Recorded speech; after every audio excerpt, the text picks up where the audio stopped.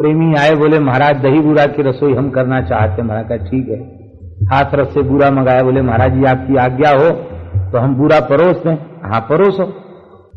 Pant पजामा वाले को तो निषेध है पंगत में घूमना, धोती पहने था बेचारा भगत, फेरने लगा बूरा, ऐसे चुटकी लेके बूरा बूरा बूरा। महाराज ने देखा, बिगड़े महाराज, भगाओ बदमाश को यहां से। इसको शक्कर की बीमारी होगी, इसलिए शक्कर फेरने में कंजूसी कर रहा है। अरे राम राम, इसको फेरना नहीं आता, किस मूर्ख ने इसको खड़ा कर दिया, भगाओ इसको। तो हमारा थर थर कांप गया। महाराज जी ने उसके हाथ से परात छीन ली। पुरानी बात है, 10-12 साल पुरानी बात है। अब महाराज जो है बूरा फेरने लगे, इतनी बड़ी बूरा की परात, और जिस पत्तल ऐसे हाथ से बूरा परोसें, ऐसे झटका दें बूरे में, एक ढेर लग जाए पत्तल में बूरे का। बढ़िया बूरा है, एक कण मत छोड़ना, जे ढेर लगाते चले जाए पत्तलों पर बूरे का। इतनी बड़ी परात 4-6 पत्तल में पूरी, और बूरा लाओ और बूरा लाओ। ऐसा छूट पट्टी प्रेम से जमाते थे दही बूरा। तो महाराज दही बूरा की रसोई, बस दही जमाना आवे बढ़िया ढंग से, खट्टा न हो, ताजा दही हो और बिना केमिकल का सुंदर देसी बूरा हो, तो सब व्यंजन 56 भोग 36 व्यंजन दही बूरा के हाथ जोड़ते हैं, लज्जित हो जाते उसके सामने। हम आपकी समता नहीं कर सकते हैं, दही बूरा इतनी बढ़िया चीज है। एक अयोध्या में एक महात्मा मिले, खांसी हो रही थी बहुत तेज, जुकाम हो रहा था। हमने कहा महाराज जी थोड़ा दूध ले लीजिए, फल ले लीजिए। बोले नहीं खांसी जुकाम है। तो दूध ले लीजिए। बोले कफ बढ़ेगा। तो हमने पूछा उनसे दही ले लीजिए। बोले हाँ दही लाओ। तो महाराज फल के लिए खांसी जुकाम है और दूध के लिए कफ बढ़ेगा, और दही बूरा के लिए। अरे बोले महाराज आप नहीं जानते हो, हर जोनी में दूध मिलता है। सुअर बनो तो दूध मिलेगा, गधा बनो तो दूध मिलेगा, घोड़ा बनो तो दूध मिलेगा, ऊंट बनो तो दूध मिलेगा, भेड़ बकरा बनो तो दूध मिलेगा, पड्डा पड़िया बनो तो दूध मिलेगा, बछड़ा बछिया बनो तो दूध मिलेगा, मनुष्य बनो तो भी दूध मिलेगा। पर दही केवल मनुष्य को सुलभ है। दही जो है, भेड़ बकरी तो दही कहां से मिलता, दूध तो सबको मिलता पर दही सबको नहीं मिलता। इसलिए बोले मनुष्य योनि में दुर्लभ है दही, इसलिए चाहे जितना कफ जुकाम खांसी हो दही नहीं छोड़ेंगे, दही ले। हमने कहा चलो ये शिक्षा तो हमारे भी ग्रहण करने लायक है। तो अपने राम भी, सब लोग हमारे साथ वाले बाबा ही मना करते हैं दही मत खाइए, पर हमको सुंदर दही मिल जाए तो हम दही ले लेते हैं। अब सालों भर कथा कहनी है, दही से परहेज करें तो दही खाना ही छूट जाएगा, दही का स्वाद ही भूल जाएंगे। इसलिए जो भी भोग लगता प्रेम से लेते हैं। हरिशरणम। संतों ने कहा कि हम दही पिएंगे। पीपा जी बोले महाराज दही सुंदर, बहुत अच्छी बात है।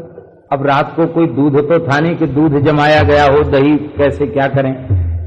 उसी समय आप चिंतन कर ही रहे थे, तब तक एक गुजरी, ओ बड़ा भारी दही का माठ सिर पर रखे हुए, दही ल्योरी दही, दही ल्योरी दही। पीपाजी महाराज बोले सीताराम बाई धराओ, रख दो माठ, कितने का देगी दही। तो उसने कहा कि महाराज 3 आने में दे दूंगी सारा दही। अब तो महंगाई बहुत हो गई है, पीपा जी का जमाना आज से 650-700 साल पुरानी बात है। 3 आना भी बहुत होता था उस जमाने में। 3 आने कीमत बताई। पीपा जी ने कहा कि दही तो हमने तुम्हारा खरीद लिया, पर देने के लिए हमारे पास 3 आना की क्या चले, 1 आना भी नहीं है। और संत भगवान पंगत करने बैठ गए हैं, हम किसी से उधार मांग के लावे इसका समय नहीं है। तो सौदा तो हमने कर लिया और दही फेर देते हैं पंगत में भोग लगा के। बस बात इतनी है कि आज यदि कुछ भेंट आ गई, सुबेरे से शाम तक जो भी भेंट आएगी वो तेरे दही की कीमत ही समझी जाएगी। जो भी दही, अभी तो 1 पैसा भी नहीं है, पर कथनचित भगवत इच्छा से भेंट पूजा आ गई तो जो भी आ जाएगा वो तेरे भाग से आएगा, तेरे दही की कीमत मानी जाएगी। गुजरी बोली बाबा ये तो कोई पक्की बात तो है नहीं कि आ ही जाए, हैं? ये तो आकाश वृत्ति है, जब चाहो तब पानी थोड़ी बरसता है, कभी बरसता है कभी नहीं बरसता है। पीपाजी ने हंसकर कहा कि मान लो कुछ आ गया तो तुम्हारा, और नहीं आया तो तूने अपने जीवन में भंडारा तो कभी किया नहीं। तो हम यही समझ लेंगे कि गुजरी भक्तानी की ओर से संत भगवान को दही बूरे का भंडारा हो गया, तब दही की भेंट तेरी समझी जाएगी। कुछ आ गया तब तो दही की कीमत मानकर वो तुम्हें दे दिया जाएगा, नहीं आया तो फिर तेरे दही को ही आज की भेंट मान लिया जाएगा। गुजरी की संतों की सेवा में बड़ी निष्ठा थी, उसने बहुत श्रद्धापूर्वक स्वीकार कर लिया। बोले महाराज पेट तो रोज ही पालना है, खरीदने बेचने का धंधा तो रोज का है, पर आप कह रहे हैं तो बड़े सौभाग्य की बात है, हमें आपका प्रस्ताव स्वीकार है। तो माइक ठीक क्यों नहीं बोल रहा भाई, माइक ठीक करिए आप। हमें आपका प्रस्ताव स्वीकार है। अब तो बड़े प्रेम से संतों ने दही पाया, दही चीनी का भोग लगाया गया। इसी बीच में पीपाजी महाराज का एक शिष्य आया, बड़ा श्रीमंत था, और उसने आकर के एक थाल स्वर्ण का भेंट किया, सोने का थाल, और वह थाल ऊपर तक मोहरों से सजा हुआ था, सोने की मोहरों से सजा हुआ था, और उसके ऊपर मोतियों की माला सजाई गई थी।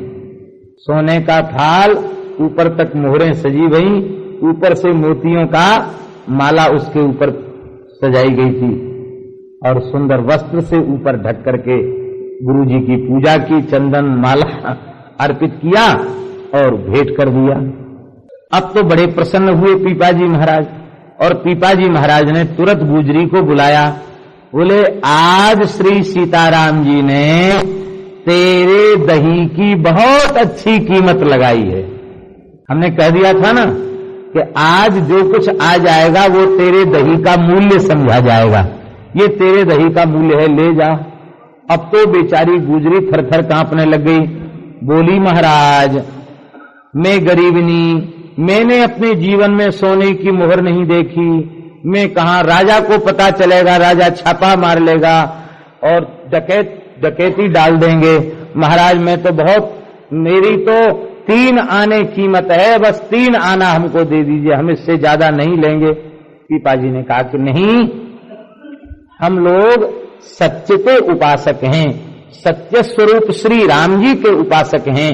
हमारे श्री रघुनाथ जी का स्वभाव है रामो दीर्घाभिभाषते, राम जी कभी 2 बार नहीं बोलते, राम जी के वाणी से 1 बार ही बात निकलती है, और जो राम जी कहते हैं सत्य संध दृढ़ व्रत रघु राई, सत्य संध है। तो राम जी के उपासकों को भी सत्य संध होना चाहिए। हमने कह दिया, अब हमारे वचन की रक्षा के लिए इसे स्वीकार करो। गुजरी को धन दियो, निर्लोभ वृत्ति जहां है वहीं भगवत प्रेम टिक सकता है। ये बहुत कीमती वाक्य है। निर्लोभ वृत्ति जहां है उसी घट में भगवत प्रेम टिक सकता है। लोभ जहां है वहां न भगवान टिक सकते हैं और न भगवान का प्रेम टिक सकता है, न भगवान की भक्ति टिक सकती है। लोभ है सर्व पाप को मूल, सारे पापों की जड़ का नाम है लोभ। लोभ पास जेहि गर न बंधाया, सो नर तुम समान रघुराया।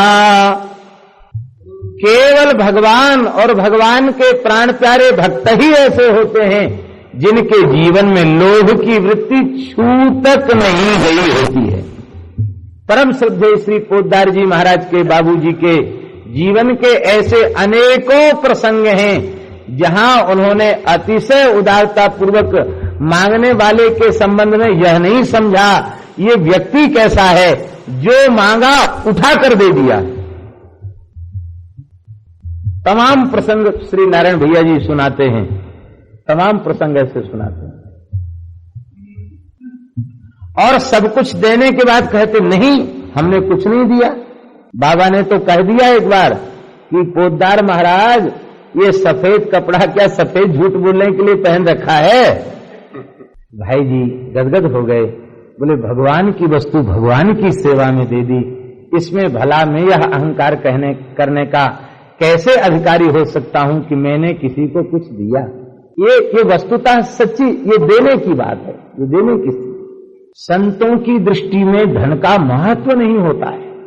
जितना धन का महत्व, संसार की किसी भी वस्तु का महत्व चित्त में रहेगा, समझ लेना चाहिए उतने ही अंश में हम भगवान की भक्ति से, भगवत प्रेम से विमुख रहेंगे, भगवत प्रेम से शून्य रहेंगे।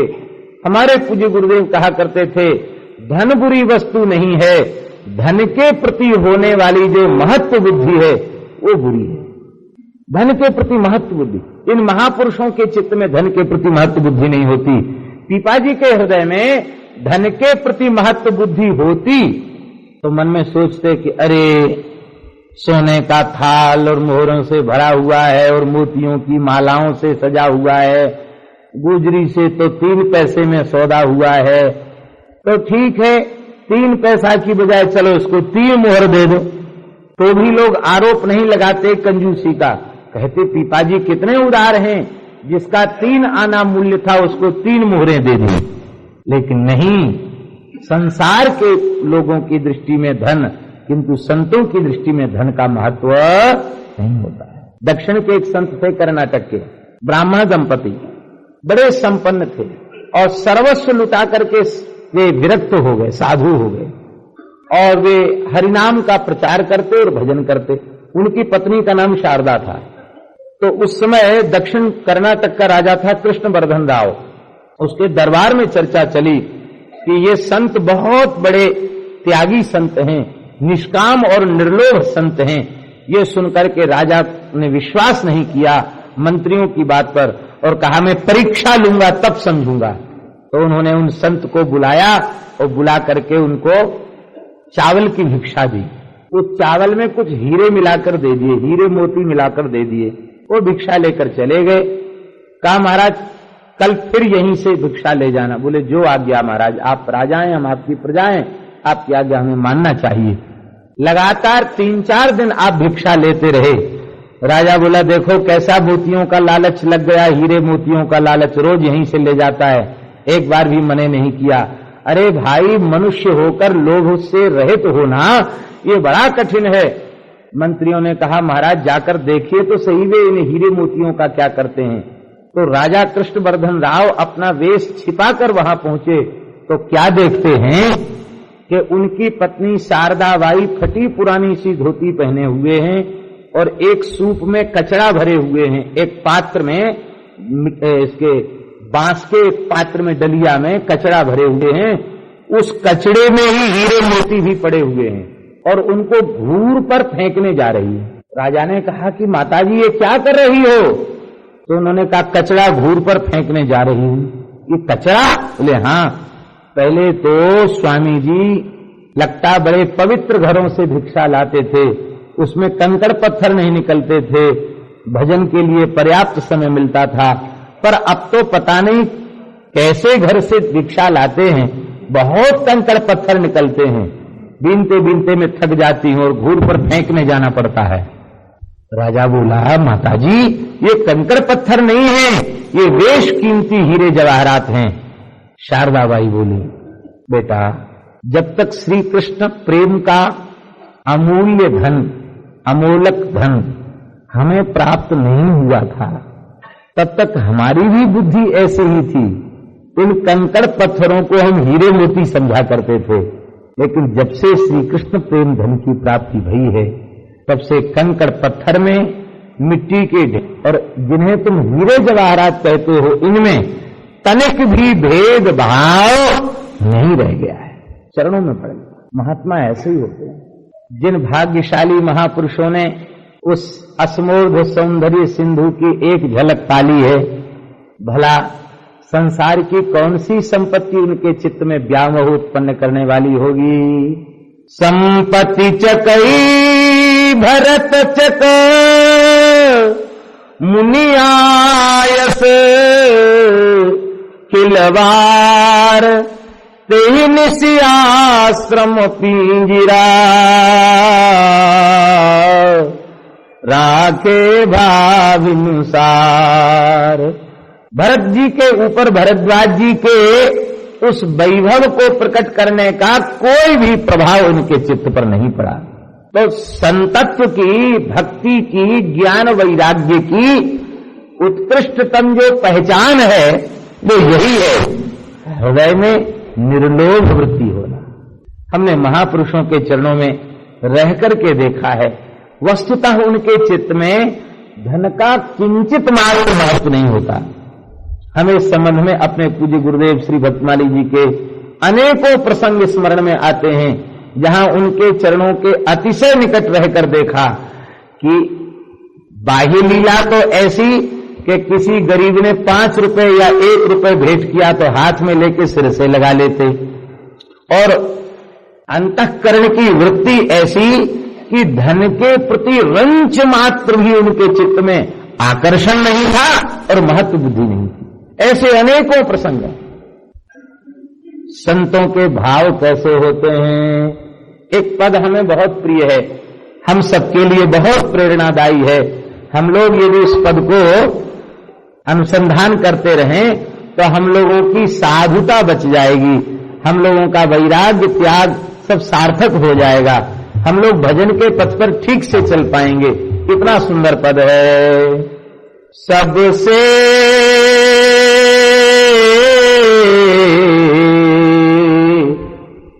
लालच का मत खोटा, सबसे लालच का मत खोटा, सबसे लालच का मत खोटा, सबसे खोटा मत लालच का है।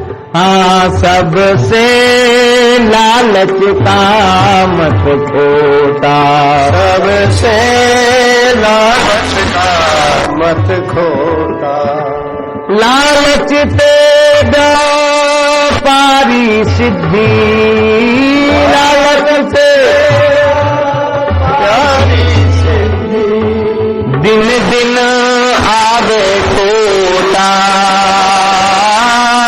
दिन दिन आवे खोटा, सबके लालच का मत खोटा, सबसे लालच मत खोटा।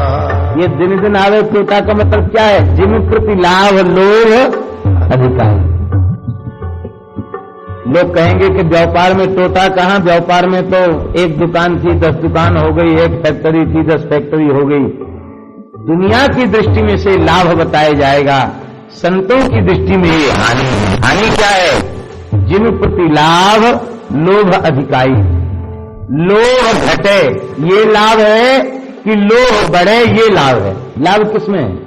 लोग घटे। संतोष बढ़े और लोभ घटे इसमें लाभ है। हाथ पसारे आंधर जाता, पानी पर न भाई, हाथ पसारे आंधर जाता, पानी परे न भाई,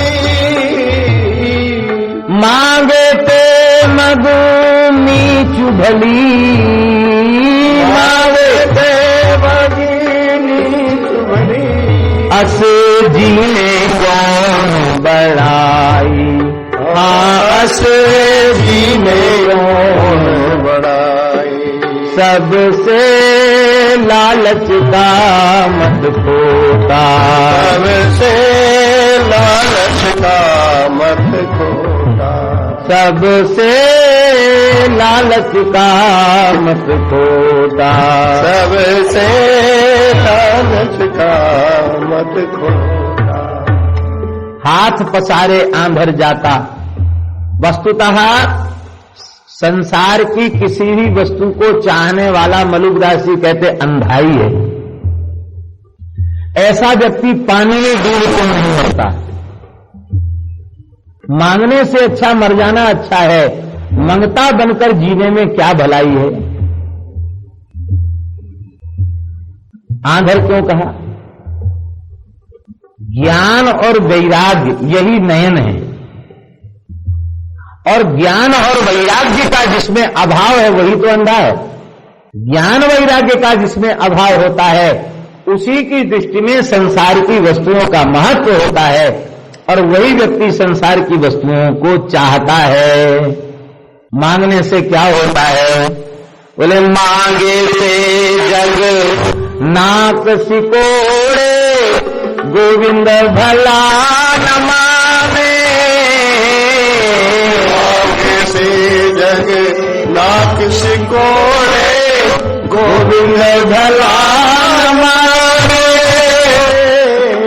ना मांगे से जग नाक सिकोड़े, गोविंद भला न माने।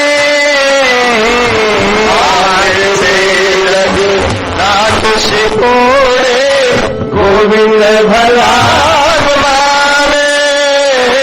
अन मांगे राम गले लगावे, अन मांगे राम गले लगावे, अन मांगे राम गले लगावे,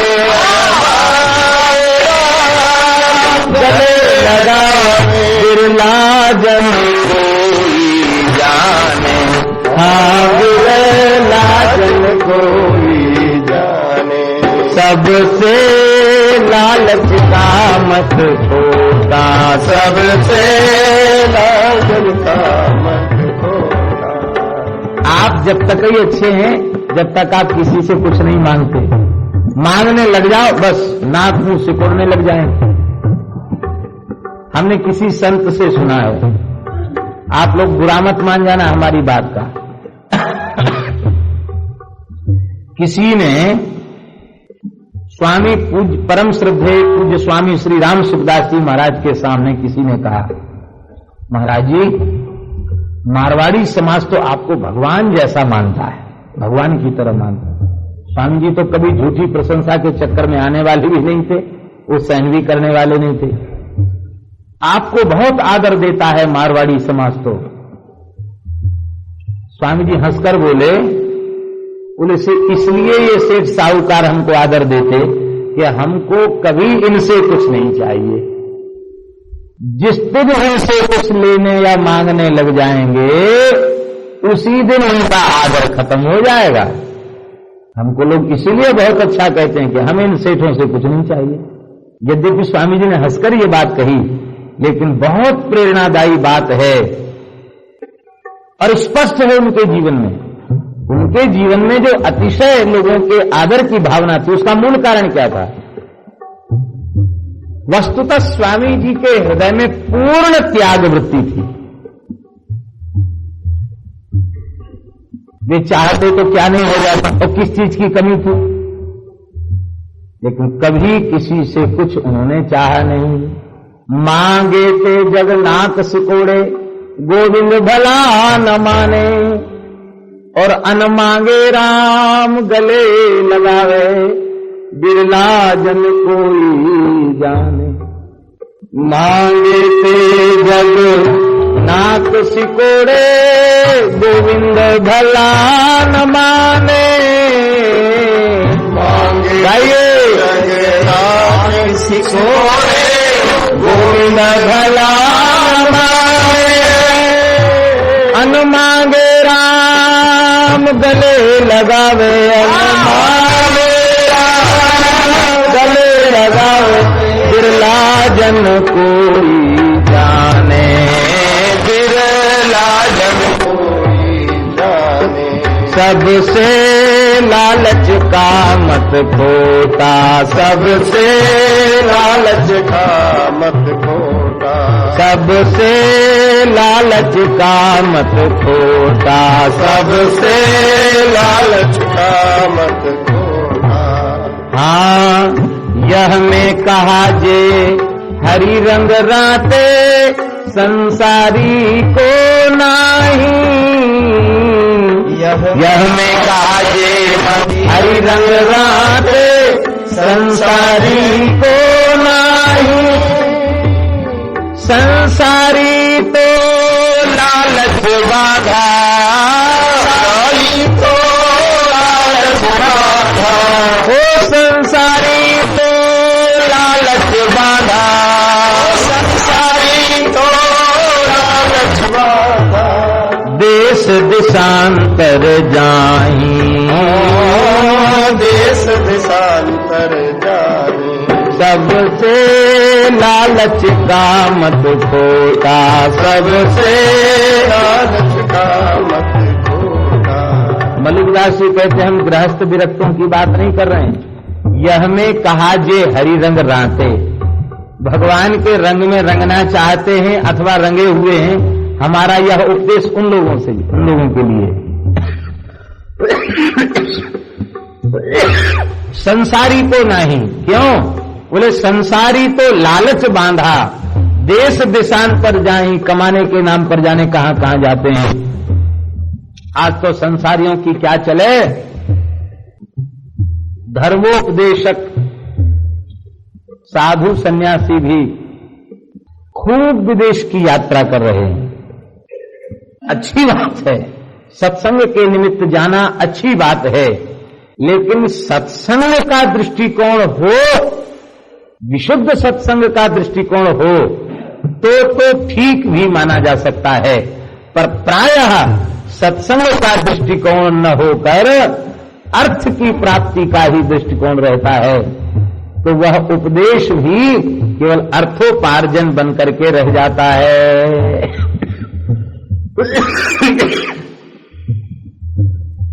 संसारी तो लालच बांधा, देश देशांतर जाएं। कहते हैं संसारी तो लालच बांधा, संसारी तो लालच बांधा, देश देशांतर जाहीं, देश देशांतर जाहीं, सबसे लालच का मत खोटा, सबसे लालच का मत खोटा।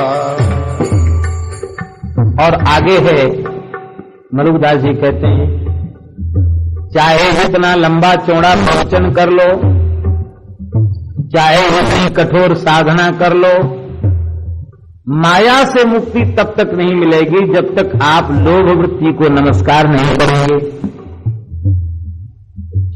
जब लगी जीव का लोभ न छूटे, तब लगी तजे न माया। जब लगी जीव का लोभ न छूटे, तब लगी तजे न माया। जब लगी जीव का लोभ न छूटे, तब लगी तजे न माया।